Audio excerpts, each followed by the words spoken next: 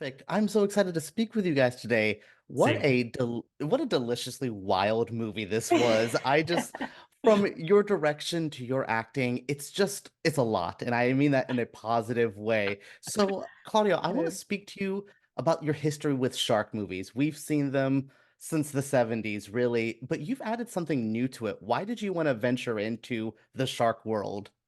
This was this was brought to me, and but it was maybe meant to happen because I remember growing up in Switzerland. The first time I saw Jaws on a 4 by 3 TV on VHS at home, I was then afraid to go into the lake in Switzerland. I knew it, but it did a number on me, and it still is one of my absolute top favorite movies. So I was equally, looking forward to doing a shark movie, but also completely scared out of my wits because I knew that I could never reach it's sort of a difficult thing to follow. But yeah, that's that's that. I think any filmmaker should realize Jaws, it's over there. We're all gonna make second Exactly. place We're to not gonna. Jaws. And I mean that in Yes, everyone's great. No, yes. and it's amazing. And I think you added that extra spice that makes us want to watch it. You also had a wonderful leading actress. Sophie, I want to speak to you about leading this film. I've looked at Yeah. your filmography and you have some pretty solid work, but you felt like the leader of this ship, kind of, Yeah. the captain of this, no pun intended, the ship. So yeah, Yeah. I was really excited to see you in this role. What was it like kind of being that front and center role for this?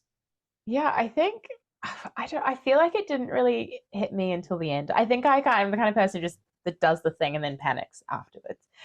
So I think going into it, I was just, and I think, being on set with Colm and Phyllis, I didn't feel like I was, had been dropped in the deep end. We had such incredible people around us and with us. So I felt like it was very much a team effort and I wasn't on my own. But yeah, I mean, I feel very honored to have kind of been given that responsibility.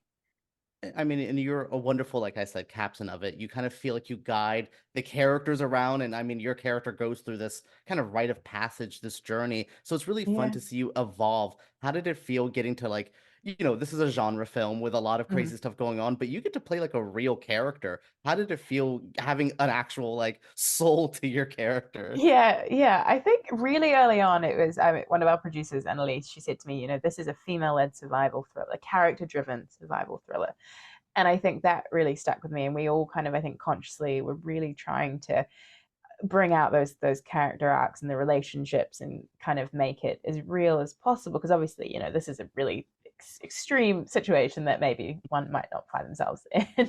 But I think anyone can think, oh well, what would I do in that situation? So I think it was finding, I think each character is kind of a different version of how someone might react in that situation. So yeah, getting to kind of figure out how this character was going to kind of evolve and change over the course of this really harrowing experience was really fun. I like how you said that this is something that doesn't often happen. I always fear this exact scenario. I live in Florida, so every time Lots I'm of people have over said that. water, Yeah. yeah, I'm always just like, no, no, I'm gonna crash in a plane in water. I mean, what do you Yeah, mean? That's the most very possible scenario. specific. I know. So now, Claudia, I Yeah. really love your past work. I mean, Hollow Man 2 was one of my Hollywood video blockbuster rentals. So I'm telling you, back in the day, Awesome. fan. So I love that you were primarily really known for action, though. What was it like kind of exploring with horror? And can you speak to mixing genres? Like the is it hard to make horror and action work in the same family? Well, I think they're very related. And especially on a limited budget, you're forced into being very judicious about the gags that you put in. And that's immediately your friend because both with horror and action, it's not so much about the actual event, but it's much more about the anticipation of it, to build it, to announce it, and then deliver. And I think all of that also means that it only makes sense if you can build some sort of emotion in there. The emotion, the more outlandish your premise is, the more you depend on having not outlandish but real emotions. And I was so blessed with having a cast led by Sophie that delivered that. They were just embracing the supposed reality of this and giving us real emotion. I think that's the one thing that is the most important thing about these movies. Yeah, I think that's why we watch genre films. There's so much going on, but we're still like, you go into Alien, you're like, well, it's Yeah, Ripley. Like, you exactly. attach to this, and that's what Sophie feels like, is like that Ripley kind of character, which I love to see. And you kind of touched on it just briefly there with budget. This is a lower budget film, and I think we often hear, what are the challenges of working with it? What Mm. are for you the perks of working with something more constricted? Do you find it to be, like you said, kind of you learn to play within boundaries? Yeah. So I think you have to make the limitations your friend rather than your enemy. And specifically, it means this is might be going into a bit of a granular thing, but like the plane crash. They Mm, was written to have these exterior shots of the plane on fire, flying past camera in the sky, and those shots cost a lot of money, and most of the time don't look great. So taking these shots out also meant, well, but hang on, this story is about Ava. It's about Ava's experience. She will not be outside the plane. She'll be inside the plane. What does a plane crash feel Mm. like from the inside? Because that's something we can pull off and we can make really dramatic. And we're not relying on digital effects. Same with the plane going underwater. Yeah, we could have said, let's make these outlandish shots with CG, or we can take our 15 rows of economy class airplane and put it underwater, and it's real. And yes, we don't have all the angles that one might wish for, but the entrapment and the claustrophobia will be felt because we're in there.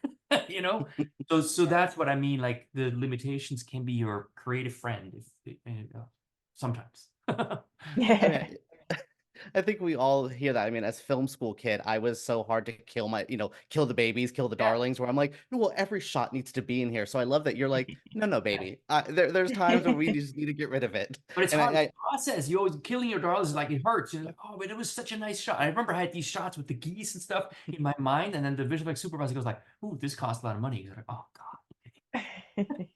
No, God." and I love that you spoke to then relying on your talent, selling it through that. Now, Sophie, I love that Ava goes through it in this. And, Yeah. I read in the kind of the little press release that you said it was a pretty good atmosphere on set. Can you speak Yes. to what you brought in as an actor or what Claudio brought in as a director, kind of chill everyone out when it got a little intense? Well, I think we very early on kind of just all, I think, collectively decided we were just going to make it as fun as possible. Because I think, as Claudius touched on, it was a very small. We had two versions. There was a set that was dry, that was the galley, and that was A, tiny, and B, on an angle. So we were in this kind of very awkward, very, very close space for a very long time. And so I think we kind of all, I mean, it's just, the cast was incredible and the crew as well. So we kind of all just very quickly were like, we're just gonna have fun and kind of make the most of this crazy, crazy whirlwind experience. And yeah, I think we were just a group that it is the best cast and crew I've ever worked with. It was incredible. Well, that's awesome. I also love, again, how intense the movie is, but you could kind of tell that it's the movie making. It's fun. You guys are supposed to be Oh having yeah. goofy fun. That's literally, I always tell people, like, when I'm on sets and stuff, I'm like, we're privileged to be doing this. Well, Please, yeah, let's just exactly. chill. Let's Yeah. just have fun and pretend like Yeah. we're playing, play as a kid.